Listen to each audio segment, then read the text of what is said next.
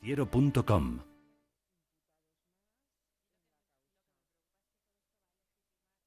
Intereconomía. ¿Estás pensando en hacer una reforma de tu baño? ¿Quieres cambiar tu antigua bañera por una ducha? Llama a Dúchate.es, te la cambian en 24 horas. En Dúchate.es son especialistas en reformas rápidas, cuentan con los mejores profesionales y los diseños más modernos. Puedes visitarles en su exposición de Madrid, en la calle Ferrocarril 5, o conocer su tienda en Las Rozas, en el Centro Comercial Burgocentro. Llama a Dúchate.es al 91 474 1004 y te enviarán un asesor que te dará las mejores ideas para renovar tu cuarto de baño. Consulta Dúchate.es.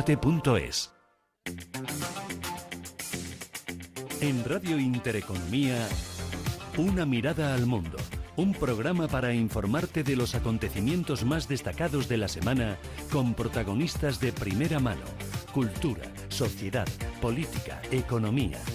Una mirada al mundo con Teresa Calvo. Muy buenas noches. Comenzamos Una mirada al mundo.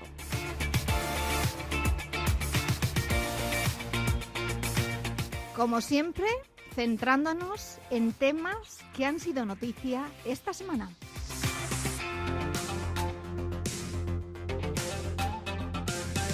En la dirección técnica nos acompaña Antonio Hurtado. En los micrófonos, la voz que escuchan, Teresa Calvo.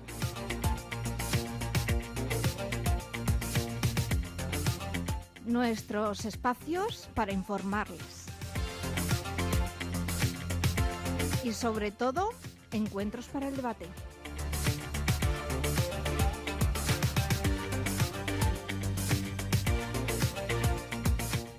En Encuentros para el Debate les hablaremos del canal de Isabel II y de todas esas detenciones debido a este entramado.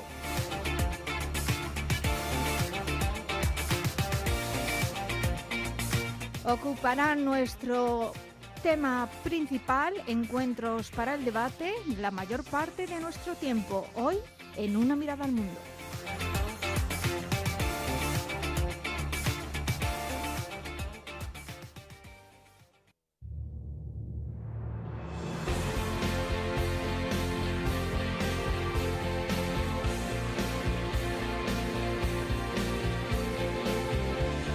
Una mirada al mundo. Encuentros para el debate.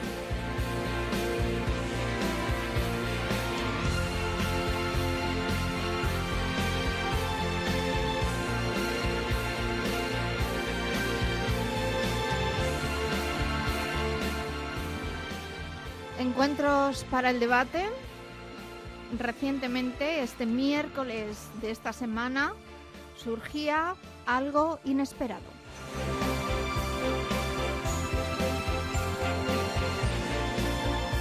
Nos estamos refiriendo a un nuevo caso de corrupción, desgraciadamente. Una trama gestada en torno a la empresa pública madrileña Canal de Isabel II.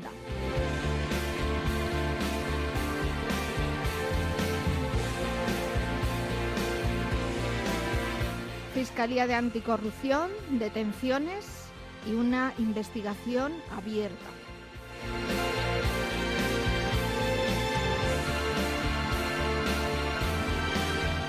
Para hablar de este tema ya están con nosotros Santiago Carretero, él es abogado en ejercicio, es profesor también titular de la Universidad Rey Juan Carlos.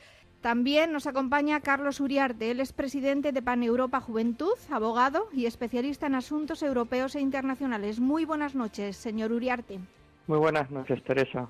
Y finalmente también está con nosotros el doctor José de Miguel Puello, él es experto en psiquiatría y también nos hablará un poquito acerca de las repercusiones de toda estas detenciones y la influencia y qué va a ocurrir a partir de este momento para esas personas en el ámbito social. Muy buenas noches, doctor de Miguel. Buenas noches.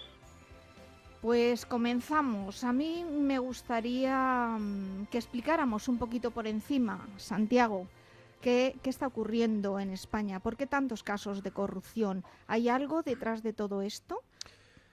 Bueno, podríamos empezar con un análisis somero indicando que lo que ocurre es que están fallando ciertos filtros de comportamiento, están fallando los organismos más bien de control, pero es una paradoja porque a mayor casos de corrupción vemos que también funcionan los resortes del Estado de Derecho, ¿no? Entonces hay que entender que hay una legislación que permite, con ciertos vacíos legales, que haya ciertos negocios en la administración que no estén del todo cubiertos, aunque están perfectamente delimitados. Falta también un poquito el filtro, sobre todo de dotar de presupuesto a la justicia para que pueda hacer su papel. Es fundamental que los partidos políticos se convenzan como instrumento esencial que es del Estado democrático de derecho que el Poder Judicial tiene que ser independiente. Tenemos que volver otra vez a la elección de los jueces por los propios jueces y tenemos que dotar de leyes procesales a nuestros queridos juristas para que puedan perseguir toda esta serie de delitos. Yo creo que el presidente del gobierno dijo que era algo normal que fuera a declarar como testigo. Se puede entender esa normalidad en cuanto que una instrucción tiene que ser investigada, pero no es normal que un presidente del gobierno comparezca como testigo. Deben funcionar resortes administrativos y códigos éticos muy serios y muy bien delimitados. ¿Hay alguien muy empeñado en que Rajoy vaya a declarar? No podemos enjuiciar las decisiones de los jueces sin conocer bien los autos. Yo lo que sí tengo muy claro es que no se debería judicializar tanto el tema político. Es decir, yo no permitiría ya que asociaciones políticas, partidos políticos ejercieran la acusación particular directamente, sino que se la encargaran a abogados profesionales independientes y que pudieran realizar su labor. Con esto no quiero decir que el delito no vaya a ser perseguido, pero lo que realmente creo es que sí hay una utilización partidista de todo este tipo de temas de corrupción que son gravísimos porque son millones de euros los que están en juego. Eso revierte en derechos sociales, educación, sanidad, salud, vivienda. Y realmente es un tema muy serio el que tenemos entre manos. Y hay un problema procesal, hay un problema de justicia y hay un problema también social. Distintos problemas que parece que la sociedad estamos cansados, parece que la sociedad estamos cansados, ¿no?, de tanta corrupción, de tantos problemas que están ocurriendo. ¿Qué ocurre, doctor de Miguel? ¿La sociedad está cansada? Bueno, vamos a ver, en parte los políticos son un reflejo de lo que ocurre a nivel social, ¿no? Entonces, sin poder generalizarse de forma absoluta, porque las generalizaciones siempre son, bueno, pues eso, generalizaciones, sí que es cierto que, bueno, está demostrado además con experimentos ya sociales. Hay un psicólogo que, bueno, que es Dan Ariely, que ha hecho experimentos muy importantes en el MIT, en el Instituto de Tecnología de Massachusetts, ¿no?, donde estudia, por ejemplo, varios de ellos han sido en relación al engaño, a la falta de sinceridad en el comportamiento de las personas, ¿no? Y lo ha hecho con estudiantes, básicamente, y bueno, él ha llegado a demostrar que la mayoría de la gente puede llegar a mentir siempre cuando tiene pequeñas ganancias, y solamente unos pocos llegan a mentir cuando tienen ganancias extremas, ¿no? O sea, llega un momento en que no solo es un análisis de costo-beneficio, sino que también el poderse mirar uno en el espejo y poderse tolerar a uno mismo también es importante. Y entonces hay como cierto límite personal en la mayoría de las personas para el engaño, pero sí que es cierto que la mayoría de las personas podemos llegar a engañar en pequeñas cantidades y solo algunos en grandes cantidades llegan a tener esa tolerancia. Sí. Pero de alguna manera también está demostrado que cuando las conductas de engaño son de gente próxima a nosotros, tenemos mayor tolerancia a hacerla que cuando son sujetos que son, digamos, no tan cercanos a nosotros. Señor Uriarte, Carlos. estoy aquí. Sí, estamos hablando de desvíos de dinero público madrileño que han pasado a otras cuentas bancarias en terceros países y, por supuesto, una opacidad respecto a las titularidades reales de estas cuentas. Sí, se han investigado varias empresas, ¿no? OHL y otras dos más que incluso tenían contrataciones del canal de Isabel II en otros países, como por ejemplo México, es cierto. Yo quería hacer algunos comentarios en relación a lo que había estado comentando el profesor Carretero. Muy bien. Es decir, es cierto que hay muchos casos de corrupción. No estoy tan seguro si hay muchos casos de corrupción. Lo que sí que es cierto es que como la justicia es lenta y vivimos en una sociedad cada vez más mediática, quizás parece que hay más corrupción que había antes, porque cuando hay un caso de corrupción realmente tiene repercusión. Y cuando se acumulan varios, como las instrucciones son largas, pues entonces al final lo que ocurre es que da una sensación de que estamos envueltos continuamente en casos de corrupción que muchas veces no se deja actuar realmente a los jueces con libertad ni a los fiscales, sino que ya nos convertimos en un círculo mediático en el que solamente se habla de corrupción. Por eso a mí me gusta reivindicar la política con mayúsculas, porque hay muchísimos políticos que tienen verdadera vocación de servicio público.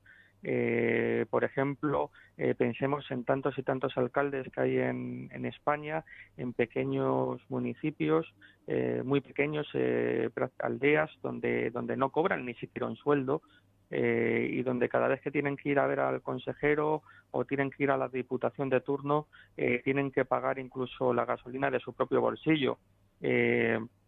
Siempre nos quedamos con estos casos que son muy sangrantes, que son ciertos. De todas formas, a mí me gustaría que también tenemos que tener en cuenta que es fundamental la presunción de inocencia, que muchas veces nos olvidamos la presunción de inocencia. Parece que en lugar de tener todas las cautelas posibles hacia una persona, es la persona que tiene que demostrar que no es culpable, ¿no? Cuando el mismo sistema jurídico debe de ser garantista y en principio se tiene que probar la culpabilidad de la persona, ¿no? No tanto que la persona tenga siempre que estar saliendo a cualquier noticia que sale.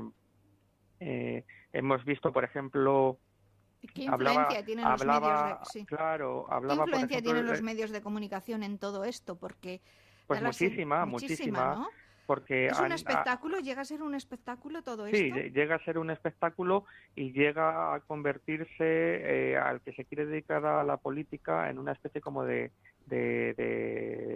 profesión que está mal vista, con unos códigos éticos súper exigentes. Ahora mismo los códigos éticos son muy exigentes.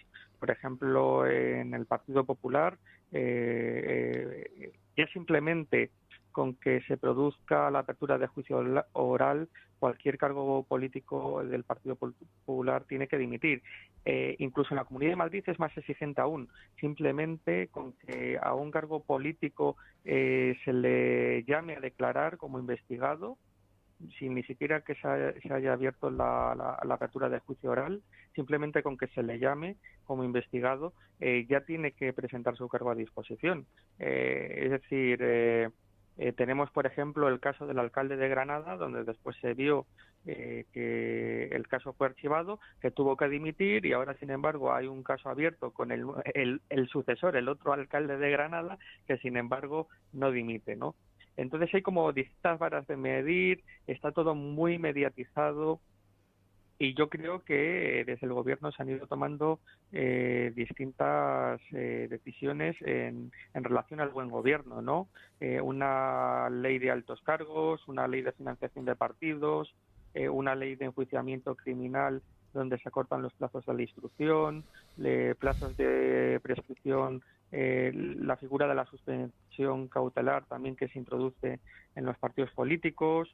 Pero bueno, los propios partidos políticos se están dotando de códigos éticos, precisamente para evitar esto y al que lo hace que lo pague. Pero realmente yo creo que hay distintas varas de medir y que también se utilizan los medios para, cuando surge algo, pues poner en la pecota al político de turno, el que tenga que dar explicaciones, pero ya desde luego que su honor, su nombre, aun saliendo absuelto y quedando archivado la denuncia, siempre queda muy tocado, y después eso quien lo restituye, ¿no? Es muy difícil, ¿no?, cuando se producen también juicios mediáticos. Yo tengo que decir que podéis estar de acuerdo conmigo o no, y perfectamente pueden intervenir cuando lo deseen. Yo tengo que decir que yo sí estoy de acuerdo contigo, y no todo el mundo tiene por qué estar de acuerdo conmigo. Yo sí estoy de acuerdo contigo que en ocasiones, cuando ni siquiera ha comenzado el juicio, cuando se acaba de abrir una investigación, debe doler perder un puesto de trabajo, ¿no? Pues sí. Y la reputación, cuando todavía no se sabe qué va a ocurrir a lo largo de esa investigación. Y la reputación, y sobre todo cuando se demoniza al político, porque ahora estamos en toda esta vorágine de todo esto, de lo de las puertas giratorias, que parece que cuando uno sale de la política ya no tiene futuro en la empresa privada. Entonces, claro, si uno tiene que dejar su cargo y luego parece que no se puede dedicar al sector privado porque algo habrá hecho, porque todo el que se dedica a la política tiene las manos manchadas, yo por eso es lo que hago, es reivindicar la política con mayúsculas. Hay muchísimos servidores públicos con verdadera vocación que están intentando hacer las cosas bien, y por supuesto, en política se gana muchísimo más en el sector privado, en política se gana menos, y lo que no se puede evitar, es que alguien, después de un paso del sector público al sector privado, porque entonces en el sector público tendríamos a los peores. Es decir, tiene que haber una capacidad. Es cierto que a lo mejor en determinadas posiciones donde se maneja determinada información hay que dejar a lo mejor un periodo, ¿no?, donde no se puedan ocupar, por ejemplo, pues un ministro que no pueda, que ha manejado una cierta información, que no puede entrar rápidamente en un consejo de administración, pero todo esto también se puede evitar si en determinadas cosas, cuando un determinado cargo público maneja una información privilegiada, que cuando tenga que votar en determinadas decisiones en una empresa o tenga que tomar determinadas decisiones, que se abstenga o que no comparte esa información, y mientras guarde su secreto y las debidas diligencias de secreto de información, pues no debe de pasar nada, ¿no? ¿Por qué uno no va a poderse dedicar después de la política al sector privado? ¿O por qué no puede haber personas del sector privado que entren en la política con vocación de servicio durante unos años? Es que al final los políticos tienen que ser políticos profesionales, que entran con 18, 19 años sin ningún tipo de experiencia y se jubilan en la política, sin muchas veces la debida preparación. No, yo creo que en la política se tiene que dedicar sobre todo gente que tenga vocación, lo primero, y lo segundo, gente también preparada, porque también la política supone un sacrificio personal. No pensemos que el que se dedica a la política es simplemente gente que se enriquece, porque gana muchísimo más un notario que cualquier cargo político, o gana muchísimo más un consejero de una empresa o un presidente de una empresa que cualquier concejal de cualquier pueblo. Y hay muchísimos concejales y alcaldes de pueblos que no tienen ni siquiera sueldo, ¿no?, en pequeñas poblaciones. Entonces, por eso tenemos que situar todos estos temas de la corrupción en su justa medida y no dejarnos tampoco llevar mucho por lo mediático, ¿no?, por la mala utilización de los medios de comunicación, que los medios de comunicación tienen que estar para decir la verdad, para informar, para formar, pero no para malformar, deformar la realidad y manipular a la sociedad. Santiago, ¿tú qué piensas al respecto? Sí. Bueno, yo quería establecer 3 frentes, ¿no? Un frente educativo. Yo me dedico a la filosofía del derecho y mis alumnos en la universidad me dicen: oiga, profesor, a mí me exigen un grado, 2 idiomas, experiencia laboral, me exigen de todo para entrar a ser el botones de la empresa. Y resulta que estos señores con 18 años se meten en un partido, no voy a generalizar, pero hay un número muy elevado de mediocridad dentro de los partidos políticos y es un poco parte de lo que está pasando cuando muchas veces dicen yo soy un hombre honrado, bueno, pero usted porque no ha visto más de 2.000 euros juntos encima de una mesa, ¿no? Lo que hay que explicarle bien a doña Gertrudis, que vive en el pueblo X, o a doña Genoveva, es qué es lo que está pasando con el dinero público. Y eso lo tiene que hacer alguien que comunique bien y que esté bien preparado. Entonces, un primer frente educacional, donde hay que, no digo una carrera política, pero sí fomentar una preparación, ¿vale? Para los políticos. Porque no puede ser político, esto parece que suena muy mal, pero no puede ser político cualquiera. ¿Qué es lo que está pasando? ¿Qué es lo que realmente está pasando? Muchas veces vemos que están rigiendo presupuestos públicos muy elevados, gente que no ha pegado un palo al agua en su vida, para entendernos, que esto es una cosa importantísima. Por tanto, educacional, ¿vale? Segundo punto. El punto jurídico. Los códigos éticos, yo defiendo la deontología aplicada. Los códigos éticos se tienen que aplicar. Los códigos éticos se tienen que, realmente no son formulaciones de derechos programáticas, sino que se tienen que aplicar, son normas que se tienen que aplicar. Muchos de estos casos, si los partidos políticos hubieran puesto ellos sus propios frenos internos a esta corrupción, estos no se hubieran dado, o por lo menos habrían sido erradicados en bastante menor cantidad. Y yo no me quiero referir a ningún partido político, creo que cualquiera de ellos, porque me hace gracia que algunos dicen, nosotros no tenemos corrupción. Claro, porque usted todavía no ha llegado a gobernar. Usted no ha llegado a gobernar, entonces usted no ha visto presupuesto. Porque a mí de nada me vale que el señor X, expresidente de la comunidad autónoma tal, esté en la cárcel, si realmente no se restituyen los caudales públicos que sean, entre comillas, si no es jurídicamente el término, robado para la comunidad. Es decir, lo que hay que hacer es un frente educacional por una parte, un frente jurídico por la segunda parte. Existen leyes, las leyes están, simplemente hay que aplicarlas, simplemente hay que vigilar que los órganos de control, que yo creo que tienen que ser los jueces,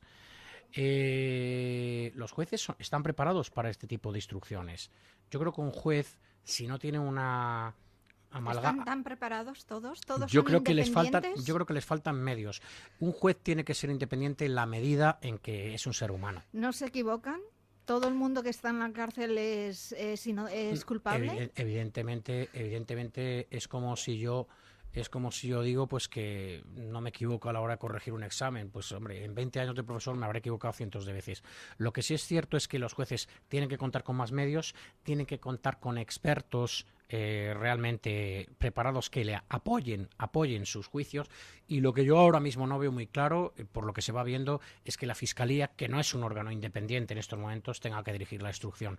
Sigo quedándome con los jueces instructores antes que con la Fiscalía. Mientras la Fiscalía, por su estatuto orgánico, siga teniendo que el principio de jerarquía y dependencia del gobierno, esto no tiene arreglo. Tercer punto, los partidos políticos y el chiringuito, que le llamo yo. No, es que como es de mi chiringuito, esta corrupción no cuenta. No, mire usted. Decía Voltaire que la corrupción es un fenómeno transversal. El corrupto, decía Voltaire, no tiene ni ideología, ni patria, ni religión. Entonces, no tiene escrúpulos. No tiene escrúpulos. El corrupto nace o se hace. No tiene conciencia. Nace o se hace. Pues yo creo que también se hace. Yo creo que se hace también. También creo que se hace. Depende un poco de la educación y de muchas cosas. Y sobre todo te voy a decir una cosa. Depende de que los órganos inspectores, Tribunal de Cuentas, Intervención General del Estado, Fiscalía, jueces, oposición también. Pero claro, no se puede dejar a los políticos, en este sentido tiene razón Carlos Uriarte, desarmados completamente, que cualquier denuncia te quite de en medio de la vida política. Tendrá que ser una apertura del juicio oral con pruebas suficientes, no simplemente estar investigado, no simplemente estar investigado. Y cuarto punto y último, para dar paso a los otros contertulios, el tema de los medios de comunicación. Vamos a ver, los medios de comunicación juegan un papel esencial. Yo creo que no solamente tienen que buscar el titular, sino también colaborar. Es decir, oiga, si usted sabe dónde está la fuente de corrupción, facilite las pruebas. No, es que tengo el secreto profesional, la cláusula de secreto profesional. Mire usted, también es verdad que esto puede hacer que estemos en un estado policial, ¿no? Pero realmente deberemos convencernos todos que la corrupción es un tema de Estado, es un tema que no tiene ideología. Y mientras esto realmente no lleguemos a un consenso general, que yo creo que es que como es de mi partido, no, mire usted. Por cierto, yo, por ejemplo, el otro día cuando habló Esperanza Aguirre, yo la creí. Yo creo que en la legislación administrativa y política, en estos momentos, permite que por la delegación de competencias de los órganos administrativos, un señor haga un chiringuito aparte y que esto no sea fiscalizado por toda una presidenta de la comunidad autónoma, porque en su raíz, en su cargo, está la delegación de funciones, porque una persona no lo puede llevar todo. Es como si dijeras que es que Teresa Calvo puede presentar todos los programas de Radio Intereconomía. Sería imposible, no le daría tiempo material. Hay que delegar. Y por tanto, puede ser que se haya fraguado a sus espaldas. Es decir, ahora, también tengamos en cuenta una cosa, que es un concepto que no nos entra en la cabeza en España. Y yo se lo digo a muchos amigos que tengo en el Partido Popular, que no lo entienden. El concepto de responsabilidad política, también a amigos de Podemos y amigos de Ciudadanos, porque aquí, como es un problema, ¿sabes?, consensuado, que deberíamos entender todos, que es de Estado, como ha dicho Carlos Uriarte, la política en mayúsculas. Responsabilidad política. La responsabilidad política no puede ser que ahora esté un señor, por ejemplo, suponte 4 años, en un escaño del grupo mixto. Ya sé que las instrucciones son muy largas, pero no puede ser que un señor esté esperando unos resultados procesales que a lo mejor vienen cuando ya no está en activo o cuando... Es decir, debería haber mecanismos internos de los partidos para que esa doctrina corrupta de que el escaño forma parte de un señor y no de un partido se termine de una vez. Y esto fue el Tribunal Federal Alemán el culpable. Mire usted, señor, Segismundo Peláez Calvo, a usted no le ha votado nadie, ni le conoce nadie. Usted se presenta en las siglas del señor Alianza Popular, Ciudadanos, etcétera. A usted no le ha votado nadie. Esto no regiría a lo mejor para las corporaciones locales, pero luego para las elecciones nacionales sí. El escaño es del partido, porque es que si no, hay algunos señores que realmente se creen que la política es un cortijo. Y realmente tenemos un problema en que los medios de comunicación, yo creo que algunos, no todos, están haciendo de esto también, como decías, Teresa, un poco un circo, y realmente no se está dejando trabajar a la justicia. Yo creo que cuando el señor juez instructor de la Audiencia Nacional toma una medida tan grave como es llevar a alguien detenido, tiene que haber más que indicios, tiene que haber pruebas sólidas, que luego se podrán desbaratar o no en el juicio oral, pues probablemente, o no. Yo en principio no lo sé, pero deberíamos confiar todos en que tuvieran pruebas sólidas para adoptar un auto de prisión que tiene que estar motivado y que se puede recurrir por las partes, en fin, que es un auto muy serio, y la prisión, debemos decir, que es una medida excepcional. O sea, la prisión es la última de las medidas, por el principio de intervención mínima del derecho penal. Sí. La prisión es la última de las medidas que se puede tomar. Está el arresto domiciliario, prisión con fianza, hay muchas, ¿no? Pero realmente cuando se toma esa decisión debe haber sin duda unos indicios más que racionales, unas pruebas que desde luego a todos nos han entristecido. Bien. Yo estoy totalmente de acuerdo. Estoy totalmente de acuerdo con lo que un político no lo puede ser cualquiera, y es fundamental, por ejemplo, que las personas, los jóvenes que quieren entrar en política tienen que tener una formación, que las juventudes socialistas, las nuevas generaciones del Partido Popular, las juventudes de los otros partidos políticos tienen que formar a sus jóvenes, que son las futuras generaciones que entrarán en los cuadros de dirección de los partidos, irán sumando y asumiendo poco a poco responsabilidades, y es fundamental para eso que se les dé a nivel político una buena formación, pero también que se les exija unos estudios superiores y que acaben sus estudios, que acaben sus carreras, porque lo que no es normal es que se empiece de concejal con 20 años se tenga 40 años y todavía no se haya terminado la carrera. Al menos mínimo, Carlos, que no haya una Un persona mínimo de formación, sea vicepresidente del Congreso, que ponga estudios de Derecho y que tenga 2 asignaturas aprobadas. Hemos empezado a hablar de este tema del canal de Isabel II. Entendemos que todo el mundo estos días ya han escuchado esta noticia en distintos medios, pero vamos a situarles. El miércoles 19, hoy domingo, el miércoles día 19, la Guardia Civil detuvo al expresidente de la Comunidad de Madrid, Ignacio González, por la supuesta malversación y desvío de fondos durante su gestión al frente del canal de Isabel II del año 2003 al 2012. El gobierno de Cristina Cifuentes solicitó esta investigación, dirigida por la Audiencia Nacional, con el objetivo de estudiar la gestión de Ignacio González como responsable del canal. Entre los testigos citados a declarar están, entre otros, Cristina Cifuentes, la presidenta de la Comunidad de Madrid, y Ángel Garrido, actual presidente del canal de Isabel II. También están investigando al que fuera mano derecha de González como gerente del canal del 2004 al 2009, Ildefonso de Miguel.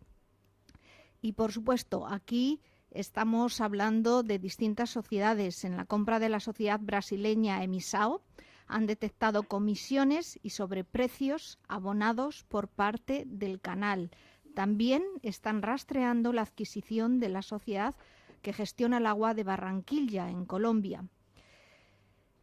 Y bueno, hay personas que dicen, se tiene la sospecha, todavía es sospecha, de que el canal de Isabel II ha sido utilizado para financiar ilegalmente el PP regional.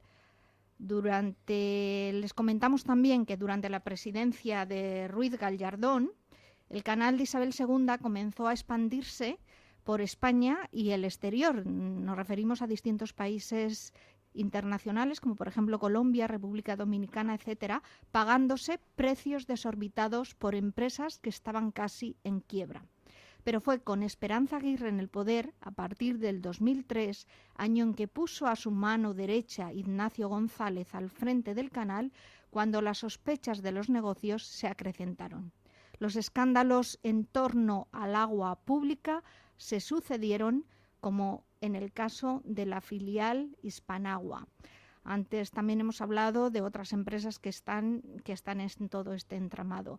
González, cuando pasó a la presidencia de la CAM, dejó a su hombre de confianza, Salvador Victoria. Finalmente les hacemos un pequeño resumen le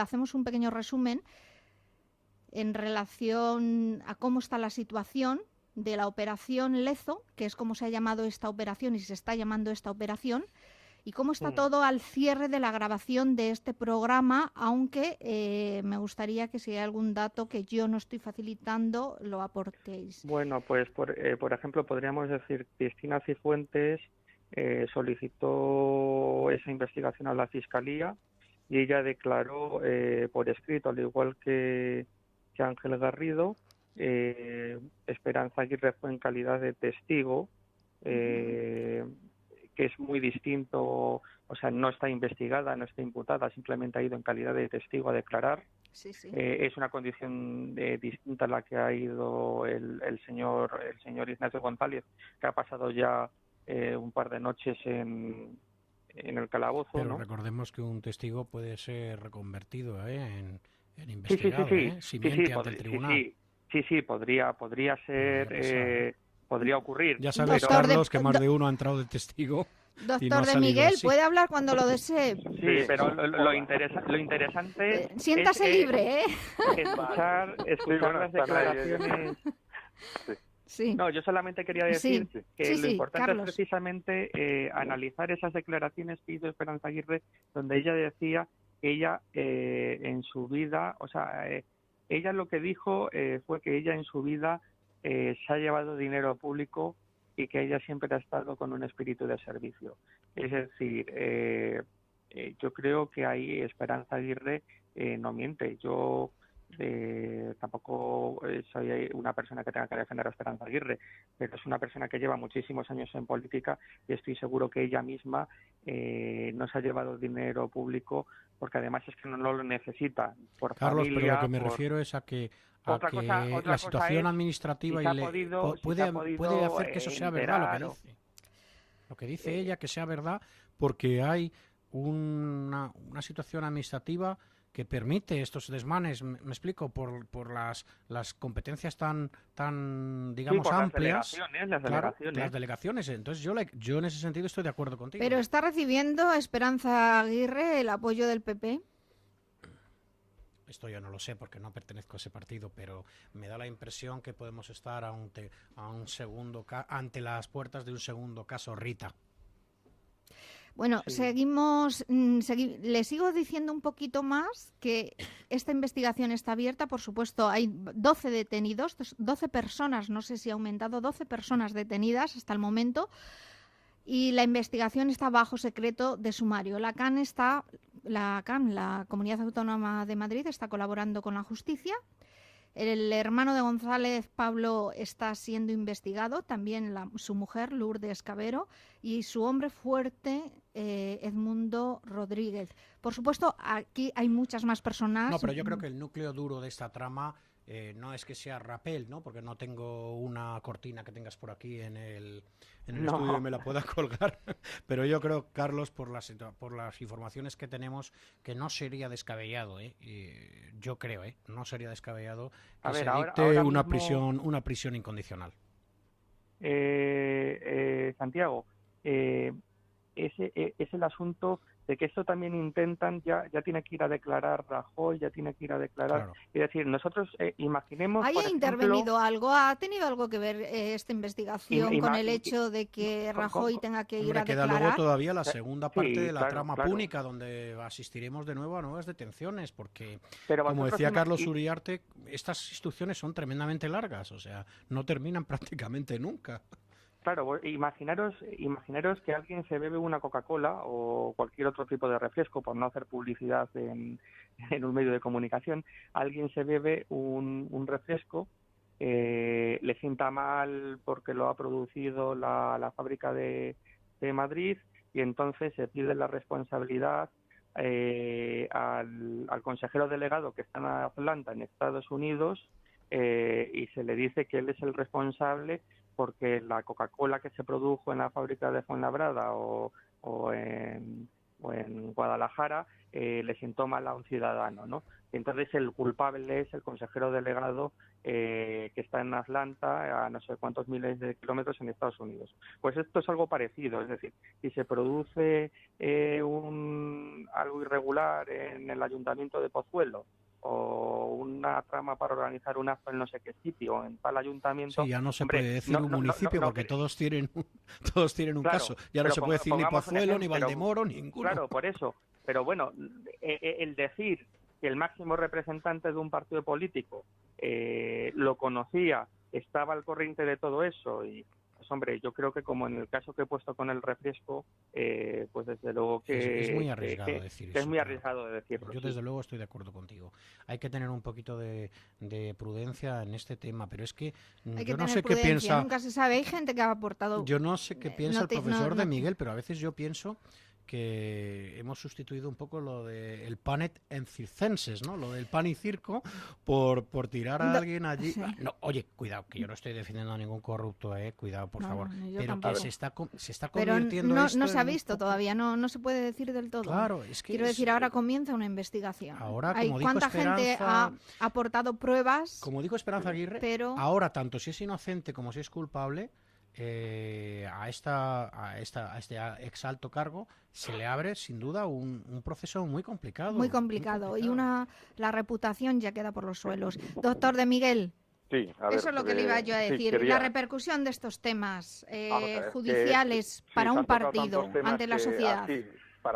para no extenderme mucho, quería rápidamente dar unas pinceladas, ¿no? Sí. A ver, respecto a los medios de comunicación, todos sabemos que no son neutros.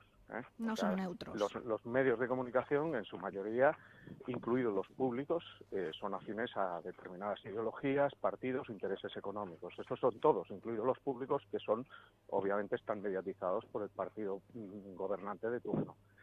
Esto es también en otra medida, pero también se puede aplicar respecto a la justicia. O sea, los jueces también tienen una ideología y sí que es cierto que se puede esperar y se debe esperar más objetividad en ellos. Y aunque yo tengo familia muy directa que se dedica al tema y trabaja en el tema de la justicia, pues todos, quizá también por eso sabemos que todos los jueces, y pues, conocemos todos los casos en los que hay un escoramiento que por fortuna no es en la mayoría de los casos, pero que tampoco se puede ignorar. Que una persona no puede vivir sin ideología, doctor de Miguel. Sí, lo que pasa, no digo que no viva con una ideología, digo que se deje influir por ella en la hora de tomar decisiones. Sí, y esto claro. sabemos, y ha habido casos, por ejemplo, el juez Garzón, que se le prohibió.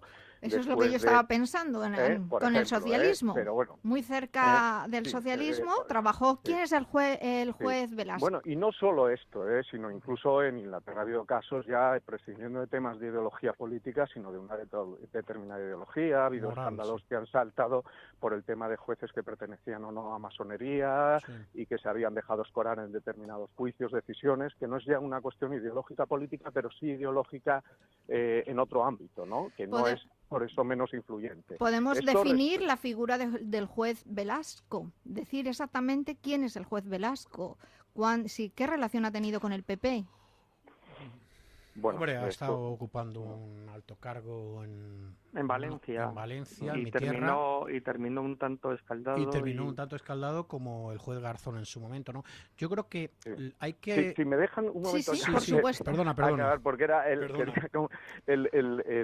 tema respecto a los medios y que están ahí de los jueces, pero también respecto al tema de los políticos, hay que distinguir. O sea, eso sí que es cierto, que yo, por supuesto, todo el mundo tiene derecho luego a ir al tema de la empresa privada, pero hay que distinguir muy mucho de aquel que viene de la empresa privada a trabajar en la política, del que nunca ha trabajado en la empresa privada, ni siquiera a veces en la pública. El Kichi de Cádiz, que no sabemos cuál... carrera política, solo ha hecho carrera política y a partir de ahí, después de sus cargos políticos, adquiere cargos en empresas privadas con las cuales tampoco nunca había tenido relación, y de estos abundan los casos.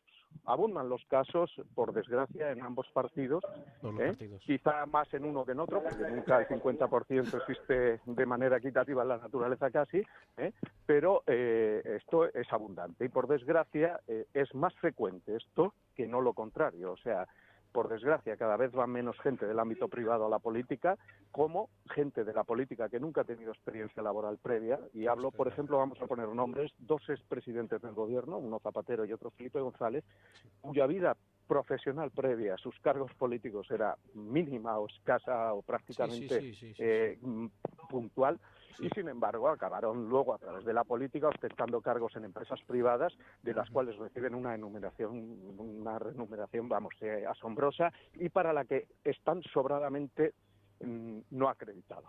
Oye, que entienden de todo, que ostentan cualquier cargo, que a mí me llama la atención, pero bueno, esto ¿verdad? es extensible a todos los cargos políticos de todos los partidos que dan este salto, no, aunque hayamos personalizado en estas dos figuras. Y luego, respecto al tema, ¿qué me lleva a todo esto? Quizá por mi profesión de psiquiatra yo soy más, digamos, desconfiado respecto a la naturaleza humana que otros. Yo también soy un poco desconfiado. Entonces, vamos a ver. Pues no te cuento yo que leo a los filósofos, doctor de Miguel. Hay un 1 o 2% de la población que son psicópatas, muchos de ellos, la mayoría, integrados. Integrados son gente que nunca ha delinquido, que son psicópatas de estructura de personalidad, pero que tienen, por educación, por nivel cultural, por inteligencia, se dan cuenta que no merece la pena delinquir, pero que sin embargo se comportan con una total falta de empatía respecto al sufrimiento de los demás y hacia las necesidades de los demás. Eso es cierto, eso es cierto. Son Entonces, personas que esto- ya no tienen conciencia e incluso se pueden alegrar del sufrimiento de otros. Bueno, más que alegrar, porque tampoco ellos tienen una necesidad especial de alegrarse, salvo que sea un psicópata ya de tipo sádico que disfruta con el dolor ajeno. Egoísmo puro. Simplemente utilizan a los demás y a la sociedad en beneficio propio sin ningún tipo de escrúpulo y sin ningún tipo de culpa. Cosa que para el resto de la población es difícil de entender, pero es que esta gente carece de ese sentimiento de culpa. Entonces, esto abunda mucho en la política. Lo O sea, único la política- importante son ellos, ¿no? Exacto, o sea, y además son personas que tienen grandes habilidades sociales, cual la política digamos que están como pez en el agua, en el sentido que son personas que son grandes seductores, grandes sociales, pero que aunque tengan ese encanto superficial, son incapaces de empatizar realmente con las necesidades de los demás. Y que simplemente Doctor, utilizan o a los cuando lo demás. hacen, como los del clan Puyol, lo hacen con 85 años y en silla de ruedas. Entonces reconocen que han robado, que lo han hecho mal. O sea, que hasta cierto punto se Bueno, puede los decir que hijos si no eran tienen consci- 85 no, años. me refiero a algunos otros Algunos consejeros otros, que lo han declarado, ¿no? La política, por desgracia, liceo, la etcétera. figura del psicópata es muy frecuente y que la mayoría en el mundo occidental son integrados, pero en otros ámbitos ha habido no integrados. Hablamos de Stalin, de Pol Pot o de gente que ha hecho crímenes masivos de humanidad. Sí. Y esta gente no podemos, por ejemplo, una figura, clásicamente el psicópata siempre la política le ha tendido mucho porque es una manera de vehiculizar de una manera adecuada su psicopatía. Por ejemplo, el terrorismo es una manera de vehiculizar la psicopatía sádica de una manera adecuada. O sea, O yo la estoy convencido carencia de que vida interior, si no tienen un cargo. Bueno, yo conozco entre gente los que si no tiene un cargo terroristas no todos es nada. estos que disfrutan cortando cabezas son unos psicópatas, pero ya no integrados, sino totalmente delictivos, ¿no? Gente que da vínculo a su psicopatía a través del medio de la política o del terrorismo religioso o de cualquier otro, ¿no? Por otro lado, abundando en esta desconfianza que me lleva ya todo el tema de la psicopatía integrada, no integrada, el tema de los medios, el tema de las escoraciones ideológicas, la dificultad de ser objetivos en muchas cosas, no sé si conocéis el tema de la Escuela de Elección Pública, como Buchanan, que fue premio Nobel de Economía, cómo este hombre pasó de ser un socialista convencido a tener una desconfianza total hacia lo que es el Estado, digamos, expansivo y el Estado que cada vez acapara más ámbitos de lo que es la esfera civil, ¿no? Y cómo ya un ejemplo paradigmático de esto es Europa, ¿no? Es la Unión Europea en concreto, de cómo nos están imponiendo hasta incluso una educación moral a nuestros hijos y cómo se están metiendo en ámbitos que nunca debería corresponder al Estado, ¿no? Pero profesor, Entonces, ¿usted no cree que todo esto está llevando a la población ya formada, porque ya nuestros jóvenes son gente formada, a un desinterés y un hastío? Sí, a una desconfianza total la hacia palabra lo política les produce ya rechazo. rechazo. Y además hace Tú que dices, los que se Santiago, la dediquen- palabra política y la palabra justicia. Desconfianza porque no es previsible y sobre todo no es previsible. Muchas veces no hay un trato igual en los casos, ¿no? Porque, bueno, yo entiendo que aquí ha habido, por ejemplo, en este caso del canal, habrá unos indicios racionales. Yo pregunto, ¿ese señor de Cataluña y sus hijos realmente no existen unos indicios racionales un poquito superiores al caso que estamos analizando? Yo pienso que sí. ¿Por qué no pasa nada? ¿Por qué se está, iba a decir una palabra malsonante, pero estamos en la radio, riendo por la calle? Pues realmente porque hay algún resorte que no está funcionando. Hay algo que no está funcionando. No entendemos por qué no se han tomado más medidas cautelares. Yo no entiendo este caso. Bueno, lo puedo entender, pero no lo puedo explicar por los micrófonos, ¿no? Quiero decir, entonces, la palabra justicia y la palabra... yo creo en la honradez de nuestros jueces. Soy hijo de magistrado y soy hermano de magistrados. Y son gente, en la mayor parte de a los que yo trato como abogado, son gente honrada. Lo que pasa es que cuando llega a la máxima cúspide del poder, o cuando hay, como por ejemplo la Audiencia Nacional, que tiene unas competencias a nivel como su nombre dice, nacional, de delitos de blanqueo, etcétera. Pues son unos casos con unos entramados, unas ramificaciones, donde cuando tú abres una instrucción no sabemos dónde puede esto parar. Es decir, yo creo que estos casos vienen de atrás, pero comprendo que el gobierno actual de la comunidad haya dicho, pues mira, yo voy a informar de esto, porque esto es que yo eso lo comprendo, vamos. Doctor de Miguel, le dejamos que continúe y le pido disculpas por haberle... No, que va, yo encantado de interactuar con el resto de... Sí, por supuesto. Sí, bueno, el tema de la desconfianza hacia lo público yo creo que ya es un hecho en la sociedad. Lo que pasa es que la sociedad ha pasado, esta desconfianza se ha quedado en una situación pasiva, casi de víctima, y no ha llegado, quizá porque está muy anestesiada, pues a través de los medios de comunicación. La televisión alguien la calificó como un medio de hipnosis masiva brutal. Entonces, la sociedad está muy pasiva. Es cierto que esa desconfianza, como bien ha señalado el otro contertulio, es real, pero sí que es cierto que la sociedad está en un estado de pasividad, de anestesia total, y además está muy desarmada, ¿no?, a nivel de lo que, digamos, de valores que le puedan, o de recursos personales para que además el individuo, frente a un estado tan hipertrofiado, el individuo por sí solo, atomizado, está muy desarmado. O sea, solamente a través de lo que se llaman las sociedades intermedias el individuo podría defenderse de este estado tan brutal, tan hipertrófico, y esas sociedades intermedias, empezando por la familia, ya se han encargado de ir laminándolas y destruyéndolas progresivamente. Entonces el individuo se encuentra muy desarmado actualmente frente a esta hipertrofia estatal. Ha entrado en un estado de desconfianza, pero que no es una desconfianza activa, sino pasiva.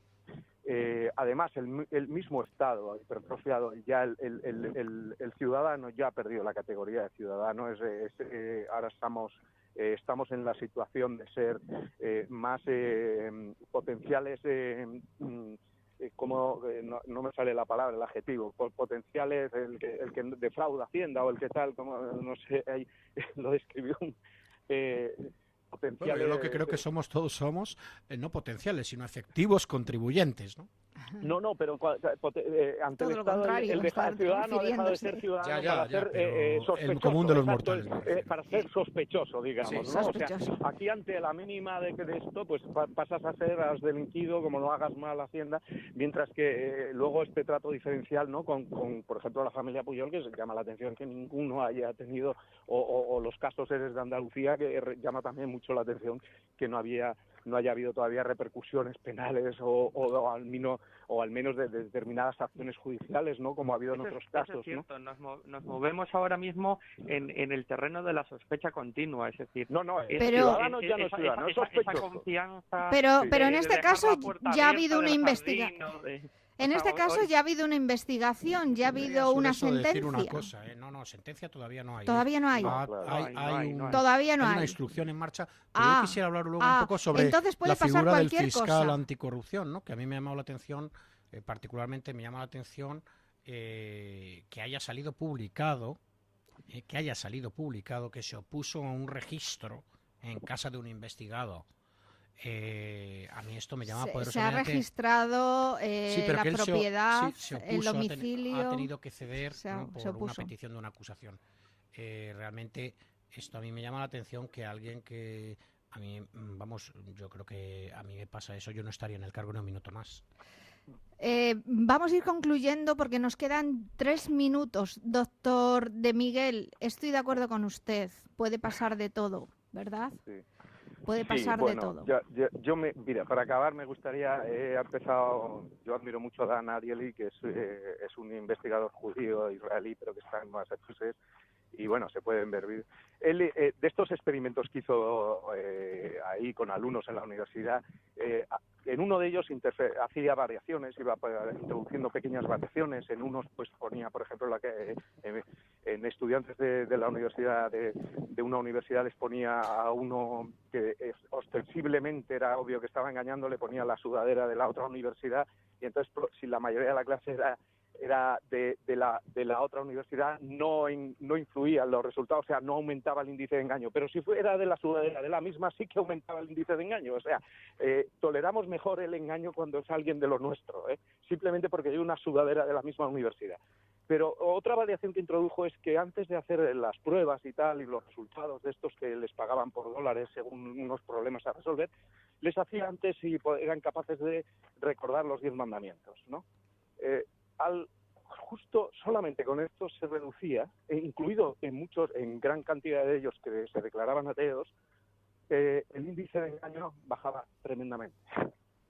Entonces es curioso como al remitirnos o al hacernos recordar determinadas normas morales, tan básicas como el no mentir, el no robar, simplemente con el hecho de recordarlos, nuestras conductas mejoran.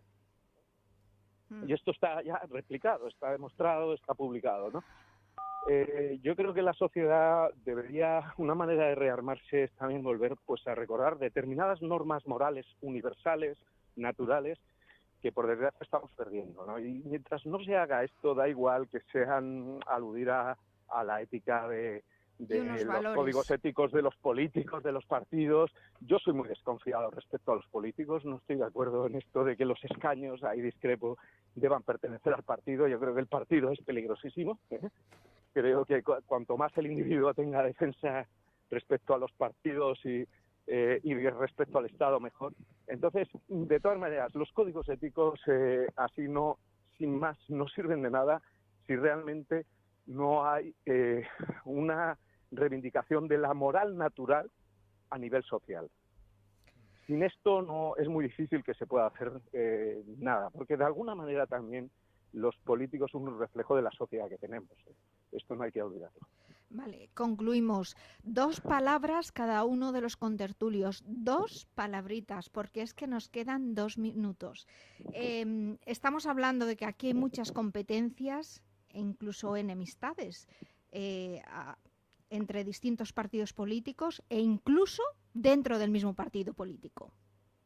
Es decir, a partir de este momento, cada uno que piense lo que quiera. 2 últimas palabras, por favor. Quizás lo que debemos es de reclamar la política con mayúsculas, es decir, esa que busca el servicio al ciudadano y la búsqueda del bien común, y como dices, es decir, los partidos políticos lo que tienen que hacer es no buscar sus intereses partidistas personales, que también es legítimo que se tengan distintos modelos y visiones de vida y de sociedad, pero siempre dentro de unos cauces de respeto y de intentar buscar el mayor bien posible y el bien común de la sociedad. Muy bien. Yo quiero terminar citando a Voltaire, que siempre lo suelo leer, ¿no?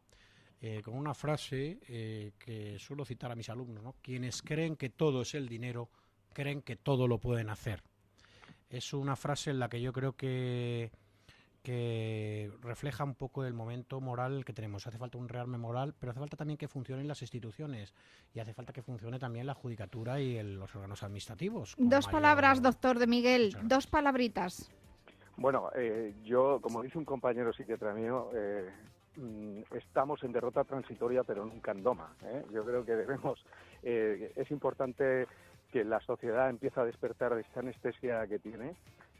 La desconfianza hacia lo que son los poderes fácticos, yo creo que es importante, que es sana, y mientras no haya esto y un rearme moral, como antes ha comentado el otro compañero, yo creo que es muy difícil. Y luego reivindicar las figuras de sociedades intermedias, tipo la familia, tipo sociedad civil, organizaciones fuera de lo que es Estado y partidos y todo esto, sino muy bien, pues civil natural. Muy bien, les agradezco inmensamente el haber estado con nosotros aquí en Una Mirada al Mundo. Les agradezco al señor Carretero, Santiago Carretero, abogado en ejercicio, profesor titular de la Universidad Rey Juan Carlos. Millones de gracias. Muy bien, buenas noches. También a Carlos Uriarte, presidente de Pan Europa Juventud, abogado especialista en asuntos europeos e internacionales. Millones de gracias. Muy buenas noches, Teresa.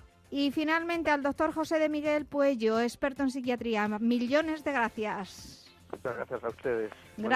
Muy buenas noches. Y nosotros nos despedimos. Hasta la próxima semana. Feliz semana. Muy buenas noches.